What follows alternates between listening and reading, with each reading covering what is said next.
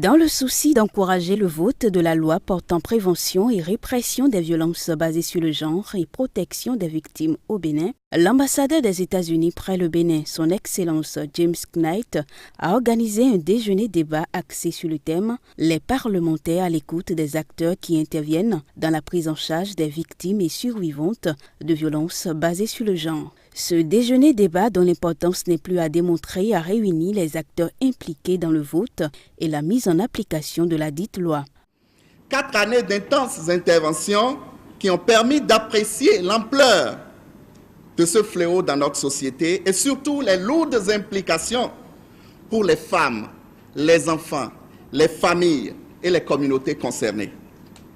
Je voudrais ici rendre un hommage bien mérité au peuple américain qui a entièrement financé cette initiative pour un coût total de 6 300 000 $ américains, soit près de 3 milliards de francs CFA. Les importants résultats obtenus témoignent bien de la volonté des acteurs à tous les niveaux à œuvrer pour un monde d'espoir, un monde de tolérance et de justice sociale, un monde dans lequel la pauvreté est vaincue et les peuples vivent dans la dignité et la sécurité. Dans le souci de consolider les acquis de ces 4 années de résultats très encourageants, notre souhait est que les 3 centres de coordination et de soutien aux victimes et survivantes de violences basées sur le genre soient créés et que la loi portant prévention et répression des violences basées sur le genre et protection des victimes en République du Bénin soit votée et connue de tous. Je voudrais vous rassurer ici de la disponibilité de CARE International à continuer à œuvrer et à travailler avec les autres acteurs sur les causes profondes de ce fléau qui affecte dangereusement l'épanouissement des familles au Bénin.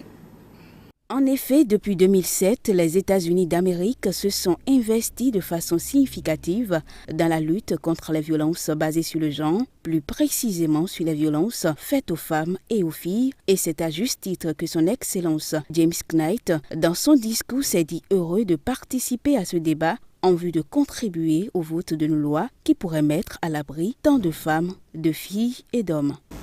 Nous avons mobilisé, formé et sensibilisé 800 000 Béninoises et Béninois pour susciter des changements positifs de comportement. Grâce à l'engagement du peuple béninois en faveur des droits des femmes et des filles, plus de 5 000 victimes de violences faites contre les femmes ont déjà trouvé secours après des centres d'accueil privés ou d'État. Le gouvernement des États-Unis d'Amérique applaudit la décision de la 6e législature ainsi que celle du gouvernement du Bénin de faire du vote de cette loi une priorité. Solidaire des victimes femmes, filles et hommes du Bénin et au nom du gouvernement des États-Unis d'Amérique, je partage avec vous le vœu que la loi portant prévention et répression des violences basées sur le genre et protection des victimes au Bénin soit votée. Le ministre de la Santé, Dorothée Akoko-Kinegazar, après avoir évoqué la nécessité du vote de la loi sur les violences basées sur le genre, a souhaité que les travaux débouchent sur de vraies conclusions pouvant permettre aux députés de procéder au vote de la loi sur la lutte contre les violences basées sur le genre.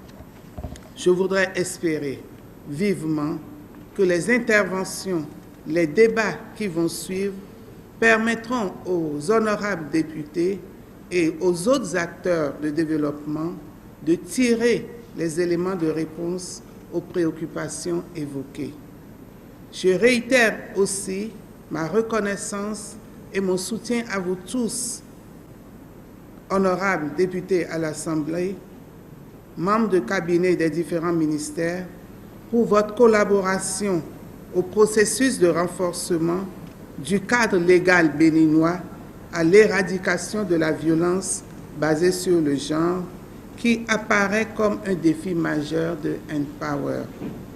Je suis persuadé que tous les acteurs ici représentés, ainsi que les honorables députés, n'hésiteront pas à s'exprimer et je réitère à tous mon engagement à vous accompagner dans votre détermination. Au cours du débat fructueux qui a suivi la cérémonie d'ouverture, tous les participants ont reconnu la justesse d'une loi contre les violences basées sur le genre, mais ont insisté sur la mise en application réelle de cette loi une fois adoptée. La prise d'une loi ne suffit pas pour changer les comportements. Ça doit être soutenu par un dispositif permanent d'éducation, de sensibilisation et à la fois coercitif, parce que la peur du gendarme est le début de la sagesse. Je me dis, il faut qu'on travaille à avoir une approche intégrée. Et c'est pour ça que j'aime l'intitulé de la loi, de la proposition de loi, qui parle de prévention et qui parle de répression. On n'est pas là simplement pour réprimer, on est là aussi pour prévenir, pour mener des actions, pour toucher ce qu'on peut appeler les causes profondes de ce mal. Donc la question de la loi, pour moi, est une question de responsabilité, un peu comme certains l'ont dit maintenant. Et au-delà de ça, en dehors de la loi, nous devons réfléchir à comment faire pour que cette loi soit connue. Parce qu'on a plusieurs lois aujourd'hui qui ne sont pas nécessairement connues. Qu'est-ce que nous devons faire pour que ces lois soient connues? Pour moi, c'est fondamental et nous devons y réfléchir tous ensemble. Nous avons trouvé qu'il faut réprimer les auteurs de ce phénomène à travers la mise en place d'un dispositif législatif. Qu'il faut avoir une politique de vulgarisation active et agressive pour renforcer les actions de prévention. Nous avions trouvé qu'il faut promouvoir l'éducation sexuelle en milieu scolaire et qu'il faut organiser la sensibilisation des familles sur les conséquences du phénomène. La réflexion a mené à ce qu'on envisage de réactiver certaines valeurs traditionnelles qui protégeaient contre ces phénomènes. 2. À œuvrer à mettre en place des organismes de prise en charge qu'on pourrait dénommer des unités médico-judiciaires qui prennent en charge du début jusqu'à la fin. On pourrait créer dans tout le pays 3 unités médico-judiciaires pour un départ.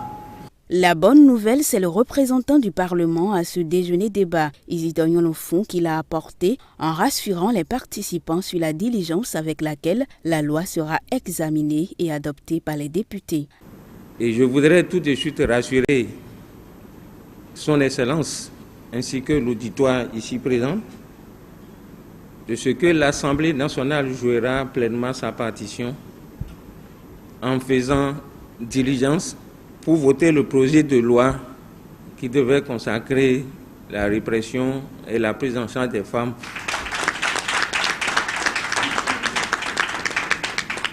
Nous sommes comblés et ravis de par votre engagement personnel, l'engagement de chacun de vous et de vos institutions. Au-delà même du vote de la loi, nous avons pu recevoir des recommandations par rapport à ce que nous allons faire pour que cette loi soit une réalité dans notre société. Je pense que nous ne pouvons que féliciter chacun de nous pour les résultats que nous avons pu obtenir en si peu de temps. Je voudrais franchement vous dire merci au nom de CARE International, au nom de tous les acteurs qui sont en train de mener cette mobilisation et dire encore une fois que nous sommes ouverts à accompagner votre engagement. Et le volet éducation, sensibilisation, communication que vous avez abordé, c'est un volet important pour nous. Et nous sommes prêts avec les autres acteurs à œuvrer pour cela.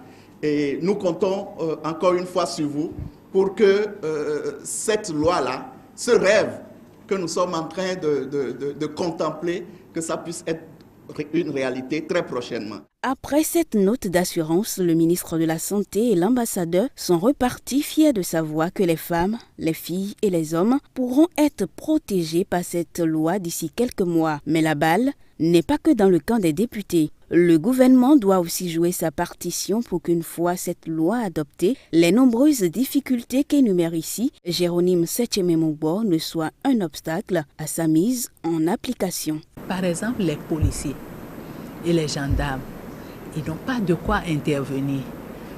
Les cas leur sont référés, les victimes vont se plaindre, il faut qu'ils se déplacent. Il y en a qui n'ont pas de carburant ou n'ont même pas de voiture. Il y en a qui doivent déférer des présumés auteurs sur des motos ou n'ont même pas de carburant. C'est déjà un risque de déférer sur moto. Il y en a qui n'ont même pas de carburant pour déplacer ces motos. C'est des difficultés majeures. Il y en a qui n'ont pas de papier. Même à Cotonou ici, il y en a qui n'ont pas d'ordinateur, pas de papier. Ils recherchent la feuille de papier seulement pour pouvoir écrire la plainte. Si la feuille de papier n'existe pas pour prendre une plainte, sachant que nos populations sont analphabètes, les gens victimes viennent pour parler, non pas pour écrire, où est-ce que le policier va écrire ses plaintes? C'est un problème. Les prisons sont pleines à craquer. La prison civile d'Abomey, par exemple, est faite pour 150 personnes. Je dis ce que j'entends des personnes indiquées. Mais on a là plus de 1500 personnes déjà. Est-ce que c'est une situation normale? Des personnes qui restent là et qui en sortent, est-ce que ces personnes ne seront pas encore plus anormales qu'avant pour violenter encore plus de fillettes ou violenter plus de femmes? Il y a la capacité des différentes structures à faire le travail. La rigueur demandée dans le travail n'est pas usuelle et donc il faut former, patienter, mais avoir les résultats aussi dans les délais.